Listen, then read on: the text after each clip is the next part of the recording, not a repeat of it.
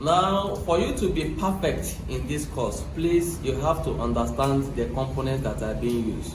If you understand components used in automation, you have understood at least 40% of it. But if you don't know about the components, there's nothing that you can design.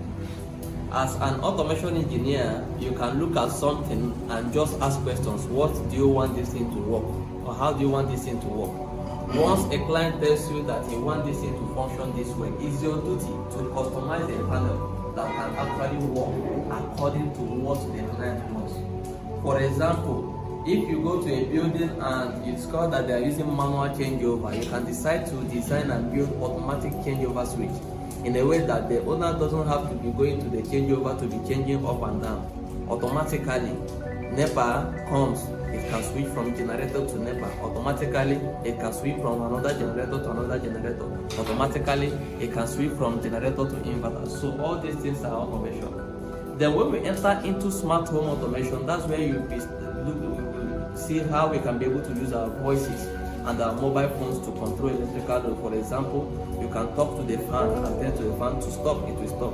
You can just speak to the fan and tell the fan to on and it will on. You can just look at a particular bulb and you say change the color to blue, change the color to red, it will do that. You can look at the curtain and say curtain open, it will open, curtain close, it will close. And it doesn't have a distance barrier. It means that you can be here and be pumping water in your house, even if your house is in Sokoto. So if you are pumping water in the house, if the water is filled up, automatically it will stop on its own. Those are automation. So, and all these things are very simple. It's not hard. If you watch, all the training that we have been taking is being from scratch to the complex ones, and we are decoding them one after the other.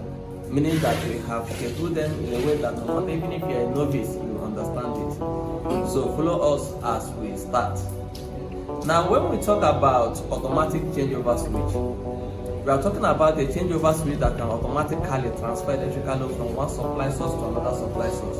But you should understand something about automatic changeover switch. There must be primary supply and there must be secondary supply.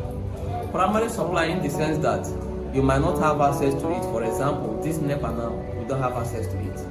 You don't know when they will take light. You don't know when they will bring light. So you must use it as primary as long as you are using it in your automatic changeover switch. Then secondary supply is the one you have access to. For example, your generator, you know when to on it, when you know when to off it. So you have access to it. So we use those ones as secondary. The reason being that in automatic changeover switch, we deal with what we call interlock connection. Interlock connection. Most of us know what we call interlock. Interlock means when this one is working, this one can never work.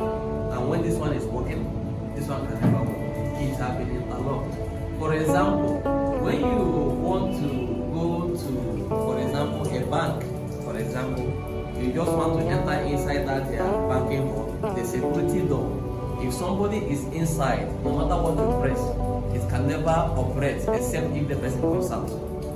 It has been interlocked in a way that no matter what, as long as this person is inside, a particular button has been pressed, which is maybe from inside. This outside one is not going to respond until the person comes out.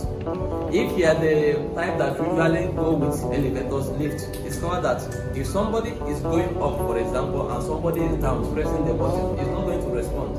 Why? Because it has been interlocked in a way that when this one is going up, this one will not operate. Are you good? The same thing happens on automatic changeover switch. You interlock it in a way that NEPA and generator, or NEPA and inverter, or generator and inverter can never jam each other, because there will be collision, there will be fire outbreak if another supply jam another supply. Are you clear?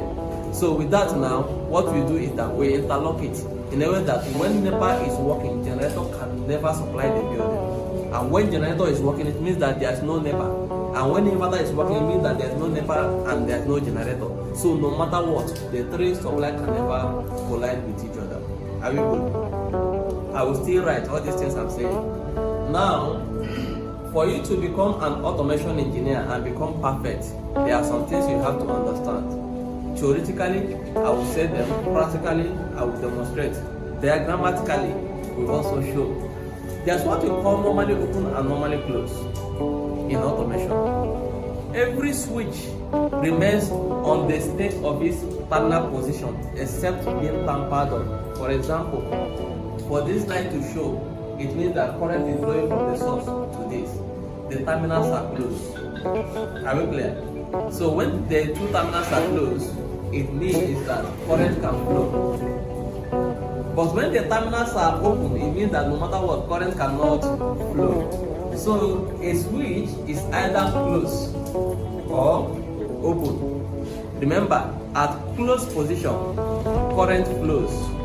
At open position, current will not flow. Why? Because open means off, closed means on.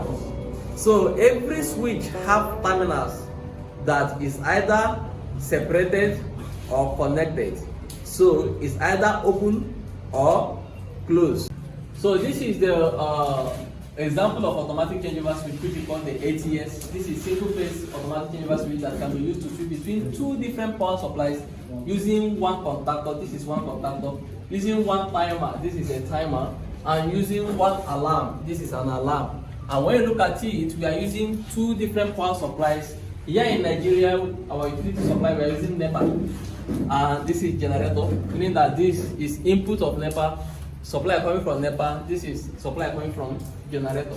This contactor is 2NO2NC contactor, meaning two normally open and two normally closed contactor.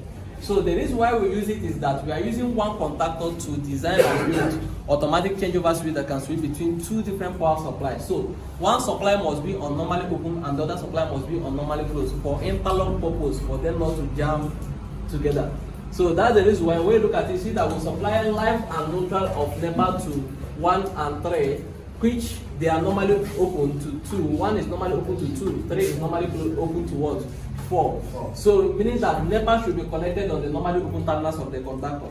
And generator should be supplied to the normally closed terminals of the contactor, which are the R1 and R3, R2 and R4. R1 and R2 are normally closed, R3 and R4 are normally closed also. So this is the coil of the contactor and is always labeled A1 and A2. And when you look at it, you see that we have DB here. This DB is the output of the whole thing. It means that the DB is where we connect the output of the changeover to. So looking at it, the input of NEPA have gone to 1 and 3. The input of generator have gone to R1 and R3. And their outputs must be connected together because we have only one building, which means that the 2 and R2, which is the live wire, have to be connected together, which goes to the live terminal of the DB.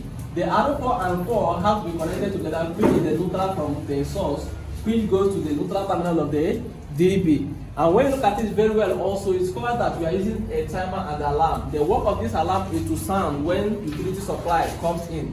That's signal light and it's optional. Not every automatic changeover switch should contain an alarm.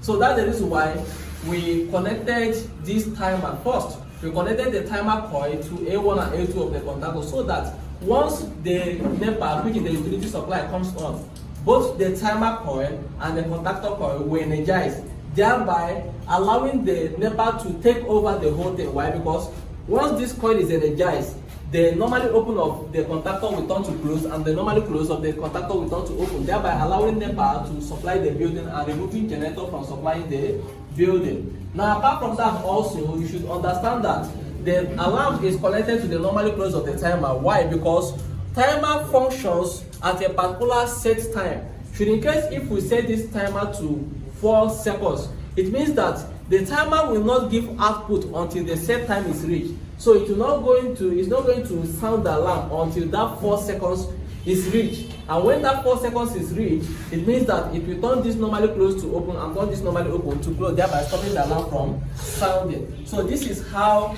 we design and build this automatic changeover switch using one contactor, and this is just support the Technical Institute, whereby we learn automation system to the core. Thank you very much.